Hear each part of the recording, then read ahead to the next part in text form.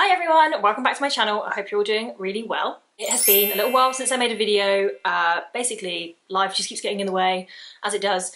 So I thought to kind of give myself some energy to come back and make some videos again, I would do a bit more of a fun one. So this is not something I've done before, and I'm hoping that technology is on my side and there are no gremlins, because I'm not a technophobe, but I'm not by any means the most technologically advanced person. Can't actually even say that. So yeah, just kind of hoping that it works first time, and that this is going to go okay. Just mildly aware that this t-shirt's quite bizarre, and you can only see like the very top of it and they look a little bit weird. If anyone was wondering, it's a crab. I'll take no further questions. Okay, so basically today's video is a tier ranking of all of the books I have read since January of this year. So far I've read 23 books. I do have a Goodreads challenge, but I'm not really into it. Honestly, I'm not really into reading as a challenge. I think it's a nice thing to use like when you're getting back into reading, but I don't necessarily think it's that great. Overall, I think there's quite a lot of pressure to read an awful lot, and if you can read really fast, then kudos to you. Fill your boots, but I'm not the quickest reader.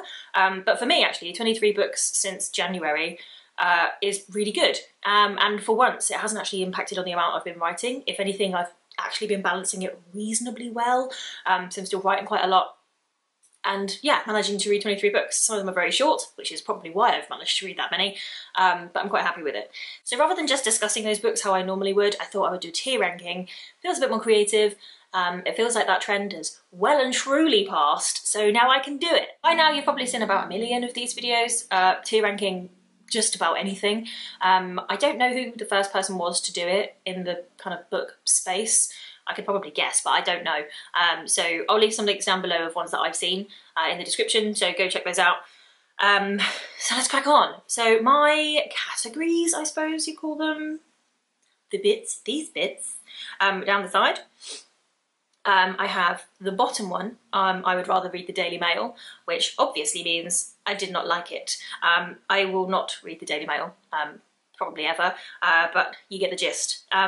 For those who aren't in the UK, the Daily Mail is like a really naff tabloid, which, you know, does awful things that I don't know if I can even say on here, but it's really bad, don't read it. The category above that is hot mess, but at least it's entertaining. Speaks for itself, really. The one above that is yellow, and that is, it's alright, not sure I'd recommend it. Then above that is solid, definite recommend. Speaks for itself. And then above that is, I will force every friend I have to read this book. I will try my best, and I will recommend it to everyone I know, and almost definitely end up in a situation where no one else I know has read it, so I have to scour the internet for someone who has read it, and I can talk to about it. So, cool, first book. I read this back like literally the first week of January, so I'm kind of struggling to remember a lot of it. And this is a graphic novel. It is called Dancing at the Pity Party, and it was wonderful, and it's sad, but also kind of hopeful. So like good sad, not sad sad, not Watership Down sad, because that's bad sad, but this is like, yeah, hopeful, I think is the best way to kind of explain it. See, our main character, whose name I have long forgotten because it was January, loses her mum to cancer, and it's sad.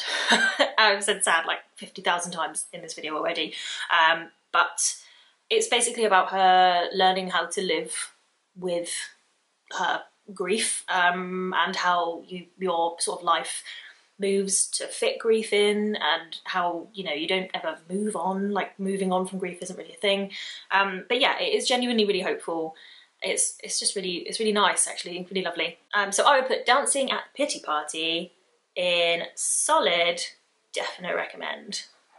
The next book could not have been any more different than that one.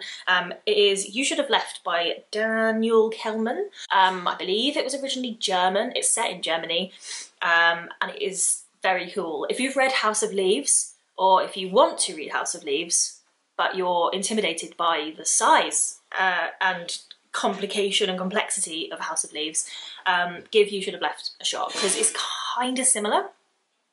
It's got like similar vibes, very unsettling, technically a horror, probably more of a thriller.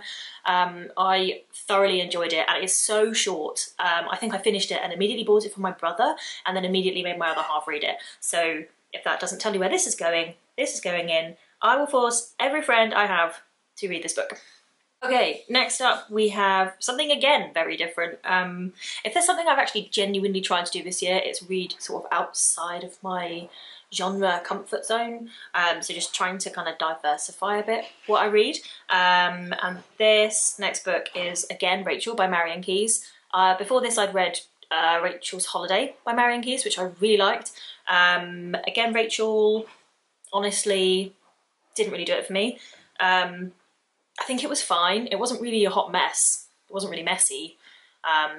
It was dull, I think. And I keep seeing adverts for it around that like Rachel and Luke's like relationship in this book is like comparable to Romeo and Juliet, which is not. It's not a great comparison, honestly. Or like Heathcliff and whatever her name is, because I haven't actually read that. I don't agree. I don't think their relationship is good or healthy or even entertaining to read. So I'm going to put it in sure, it's all right, not sure I would recommend it. Next up is another thriller, I suppose. It's got horror elements, very psychological, very weird, very dark and bleak, and cerebral, I think is probably a good word. And I bloody loved it. This is I'm Thinking of Ending Things by Iain Reid. I finished this thing, my brother was like forcing me to read it, and I'm glad he did. I've not touched any Iain Reid stuff before. I think this is actually his debut, but I do now own everything he's ever done. I've not yet read everything he's ever done, but I will. I think he has become one of my go-to authors. The second he releases anything, I will get it, and I'm sure I will enjoy it. I'm Thinking of Ending Things absolutely blew my tiny little mind. I adored it. I will recommend it to literally anyone that will give me 30 seconds of their time to talk about it. Yes, the book is better than the film, though I appreciate the film as a genre and a medium in its own right, and I did enjoy it, but what's going on in the end of that film? Anywho, back to the book. I loved it. I think it's shot straight into my top 10 favourite books ever. So obviously that is going in. I will force every friend I have to read this book. Next up we have Things Have Gotten Worse Since We Last Spoke. It's the short story collection, not just that story on its own. This is by LaRocca, who is amazing. Again, another author whom I own everything they've ever done, and the second they release anything, I will purchase it. If you like horror and just like really, really uncomfortable horror, definitely give LaRocca stuff a go. Yeah. And it's so nice to see them like actually doing really well as an author too. I think they literally got to quit their day job like 3 or 4 days ago, at the time of filming this. So yeah, they've literally just gone full-time as an author, which is so exciting because their writing is just weird and unlike anything I've ever really read before. I would say there are maybe like hints of sort of Shirley Jackson in there, but just dial up the weird, like really dial up the weird, because it is, some of it's just a bit gory. Very much enjoy it. I will put this in solid, definitely recommend. Next up is a very different genre again. So I read a few of these as part of a readathon with my friend back in January, where we spent all day doing nothing but reading, and we did some collaging, which was really nice, and drinking coffee and cake, not drinking cake, eating cake, and doing all wholesome things.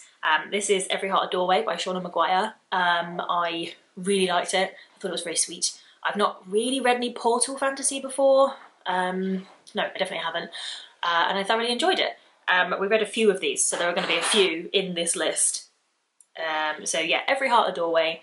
I would say it's solid, definitely recommend. The next one is another Seanan McGuire, because we read a few that day. I only managed to read like 2, but I'm not the quickest reader even of these short books. And obviously it's the next in the series, so it is Down Among the Sticks and Bones. I think that I actually preferred this to Every Heart a Doorway, but I can't put it between 2 lines, so I'm just going to put it right next to that one as solid, definite recommend. Next up is This Is How You Lose the Time War. This book has been on my radar for a really long time. It's been recommended to me by a lot of people, and I didn't get it. I don't know that I get the hype. I think it was very poetically written. I thought it was very floral, which I quite like normally, and I did like it. I liked the writing style of this one. I just didn't get into it. I think I built it up so much in my head, like this book is going to be amazing, everyone I know recommends it and they love it, and I read it and was just like, yeah, not the biggest fan. But I think I possibly would recommend it if you're into some, like, I don't like the phrase, but like elevated, you know, like snobby, elevated kind of sci-fi, then maybe give it a go. But it didn't really do it for me. It didn't do it for me in the same way that Jeff Vandermeer hasn't done it for me since Annihilation. Like it kind of like scratches at the surface of what could be a really awesome idea, and to me it just didn't do enough. So I'm going to put it in, it's alright, not sure I'd recommend it. Though to the right person, I probably would recommend it. Next up is another Seanan McGuire one. This is one that I started on the readathon and then finished a few days later, and that is Beneath the Sugar Sky. This one was cute. Yeah, it was cute. I think it lost, for me, some of the momentum of the first two books. I'm not sure if that's because like I was so swept up in the energy of the day of eating loads of sugary stuff and drinking loads of coffee and then like whizzing through these books. That kind of like helped me enjoy them.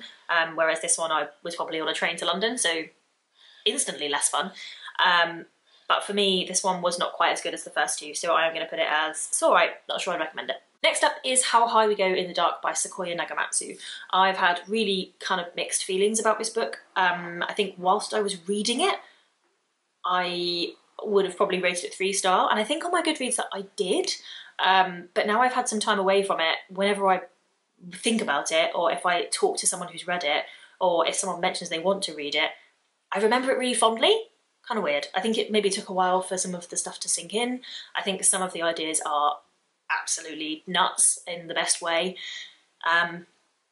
It's almost like, it's like a collection of short stories that live in the same universe, and they're all tied together, and the characters cross over, so you meet them in different short stories.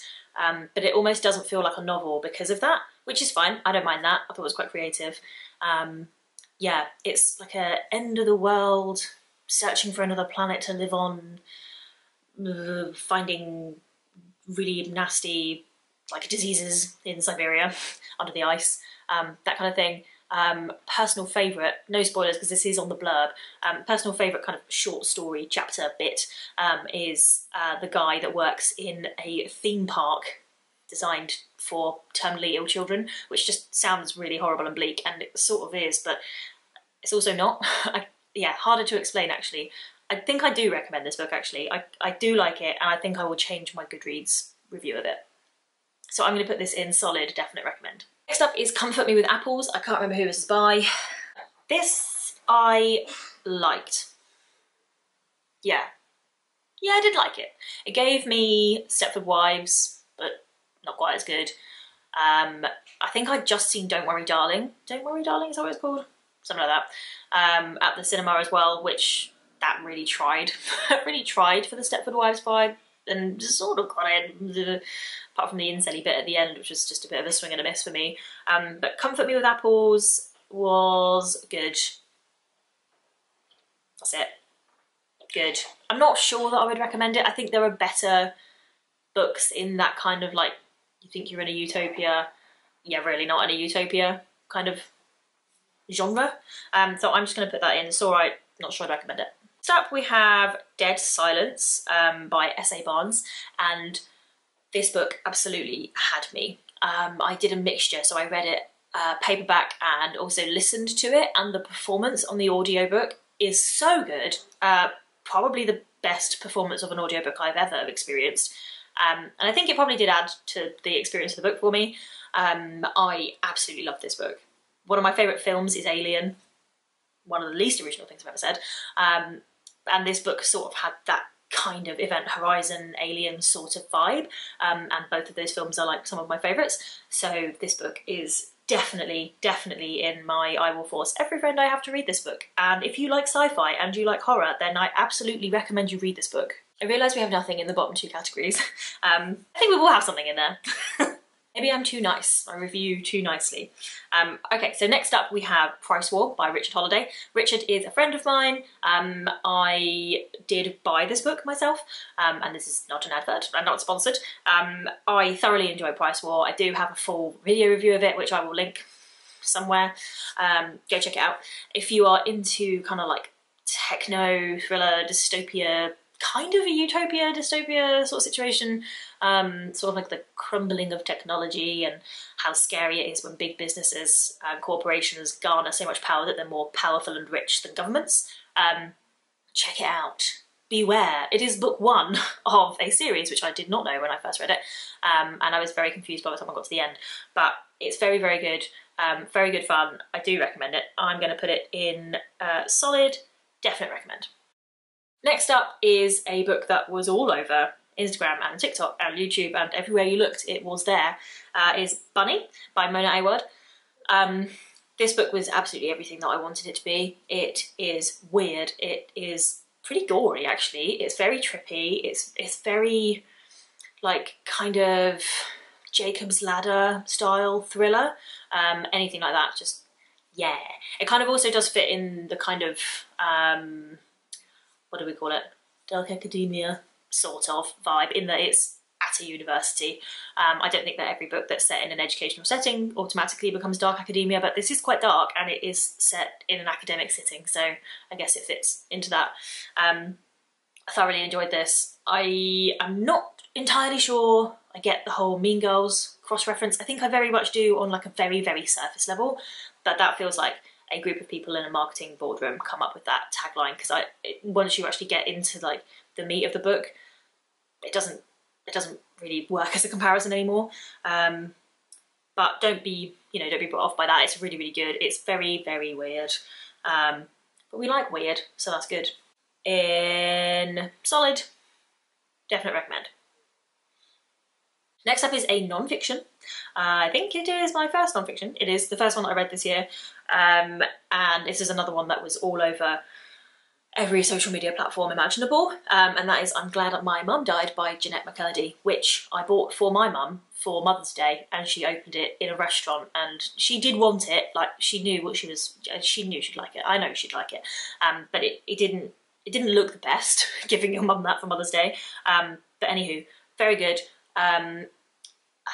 It's pretty bleak actually in places, lots about like eating disorders, alcoholism, addiction. It doesn't paint the child acting industry in the best light, which I don't really know that there are many things that do. But yeah, as long as you're in a good mindset and you're ready to read stuff like that, I do recommend this. So yeah, again, I'm going to put it in solid, definitely recommend. And you can see that whenever I rate things, 4-star is definitely my go-to. Next up, we have another non-fiction. This thing, I think I started this before Christmas. It is absolutely massive. It's called The Phoenix Project. I can't remember who it's by. If you work in web, you've probably heard of it. It is nowhere near as cool as the title makes it sound, but it's good. It's fine. It does what it needs to do on the tin. I'm not going to talk about it much more because honestly, it's not that riveting. But it basically like novelizes non-fiction stuff, kind of. I think it deals with the non-fiction topic in a good way, in a semi-entertaining way, and it's quite light to read. But as a novel, it's not good. But I get what it was going for. I kind of get it. And I wouldn't rather read the Daily Mail, and it's not a hot mess because, honest to God, it wasn't very entertaining. So I guess I'm just going to have to put it. You know what? I am going to put it in hot mess. I'm going to justify this. It's actually not a hot mess at all. The author knows exactly what they're doing. But purely because this one says I'm not sure I would recommend it, that feels like I could recommend it to someone. This I probably would. Oh no, that feels mean. Okay, I'm going to put it up here.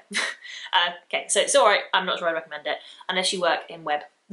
Or if you're just starting out a career in web, then knock yourself out. Next up is another massive, massive book that was literally everywhere when it first came out, and that is Really Good Actually by Monica Hasey. They are one of the writers from Schitt's Creek, which is absolutely joyous, and I love Schitt's Creek, so obviously I had to get this book. And this was good. Very good. Very good. Really good, actually. Ha! Thank you.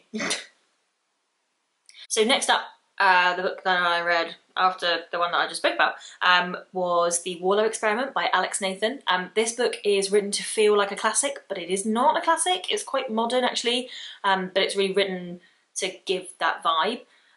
It is about a man. The main character is a man. He is an academic, and he wants to study what would happen to someone if he isolated them and basically put them in a basement for 7 years. I say a basement, it was an apartment in a basement, and actually it was quite luxe and quite lavish and quite like plush, like books and a piano and stuff. Only the guy that he selected was a very working class, struggled to write his own name kind of fella, so the piano and the books didn't help him out too much. This book is very good. It's quite heavy. It's not the easiest to read, but sometimes I think it's worth reading those harder books just to kind of, you know, what's the saying? You want to go on the harder hikes to reach the views at the top of the mountain or some gumph, but basically it's very good. I would recommend it. If you're into slightly strange, quite heavy to read, honestly, it's not that long, but it's pretty heavy, then give it a go. I quite liked it. So I'm going to put that in solid, definite recommend. Next up we have Chernobyl 01-2340, which I can't remember the name of the author of this book, but essentially in the introduction, because I listened to the audiobook, so in the introduction the author says that he was really interested in Chernobyl, and he couldn't find an objective account of what happened at Chernobyl. So he set himself the task of making it. Yeah, he wanted to read it, he couldn't find it, so he thought, I'll write it myself. That's very noble, and I get it. However, this book was anything but objective. It was not at all. It was kind of emotionally charged. It was weird details, there were some weird details going on. It just wasn't objective at all. It actually ended up feeling a little bit like an advert for nuclear power, which, you know, that's kind of fine, I suppose, but, you know, don't open it with this is like an objective account, because it wasn't. The writing itself was kind of bad. It was entertaining and I did finish it, but it was pretty bad. So I'm going to put it in hot mess, but at least it's entertaining. Next up, we have something really different yet again. This is 5 Minds by Guy Morpus. This book, the concept of it, yes. The execution of it, no. I'm putting it straight in hot mess because it was pretty bad. It was pretty bad. Yeah. Essentially, we've run out of room on the earth. People are living too long. All that jazz. What do we do in that situation? There are a few things you can do in that situation. One of them is you can opt to share a host body, I suppose, with 4 complete randomers. So your souls are like transported into this body, and then all manner of weird stuff happens. And this book just tried to have way too many ideas, and all of the ideas were entertaining in their own right, but boy, it was a mess. It was a real big mess, and the ending was bad, and the writing was very good and very entertaining, but no, too much going on. Next up we have Shy by Max Porter. I adored this. I adored it. Everything that Max Porter does, I adore it. It's poetic, it is lyrical, it is kind of sad again because it's Max Porter and pretty much everything that he writes is quite sad. I definitely recommend it. Honestly, I love Max Porter stuff, and I literally ran out to get this the second I realised it was coming out. Second to last, penultimately, we have another non-fiction. This one's a bit different. So this is Divergent Mind, and again, I can't remember the author's name. Jenna someone or other. This was very good. Basically just about divergence in women, mostly women. It's all about like ADHD and autism and like neurodiversities and things. I'm not sure on the age of this book. I should probably have checked, but like some of the language is a little bit outdated. Not like massively outdated, but it's kind of coming to the end of its shelf life, I think, with the language. So I wonder if there might be a more up-to-date version, or if there will be. But this was good. It was a good read. I probably would recommend it, honestly. So I'm going to shove it in that one. I'd recommend it if you want to learn more about autism or ADHD or like different things, how people react differently to stuff and how the mind works a bit. It's very interesting. And last but not least, we have The Things We Do to Our Friends. This book was hugely recommended. It has been everywhere for quite a while now.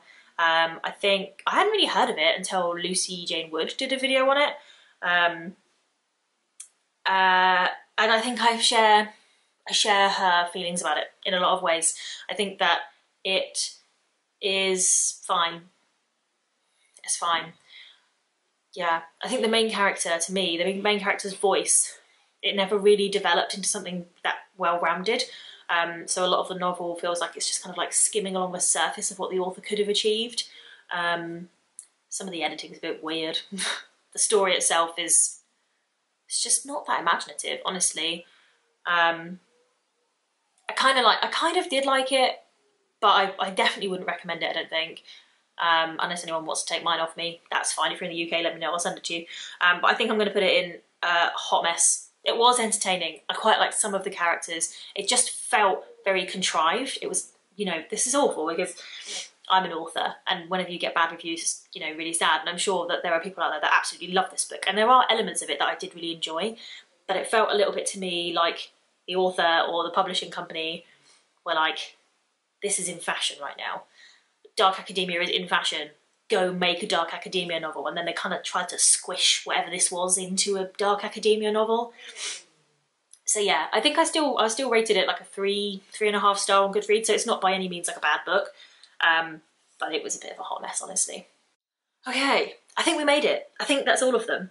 I have absolutely no idea if this has worked or not. I'm sure you'll let me know. But those are all the books that I have read since January. Nothing has ended up in the I'd rather read the Daily Mail yet. And I'm trying to think if I haven't actually, because surely that would probably be something if I DNF'd it, that it would go in there. But I don't think I have. I don't think I've DNF'd anything so far this year. So I guess I wouldn't rather read the Daily Mail. Okay, cool. Well, that was that. I really hope you enjoyed this video. This was quite fun to make, she says confidently before having tried to edit it. But yeah, I really enjoyed it. So if you did like it, please give it a thumbs up. Let me know in the comments below what have you read so far this year that you've either really loved or like really not gotten on with. Yeah, I really hope you liked this video. If you did, please do hit that like button and be sure to subscribe to my channel, and I will be back next time with another one.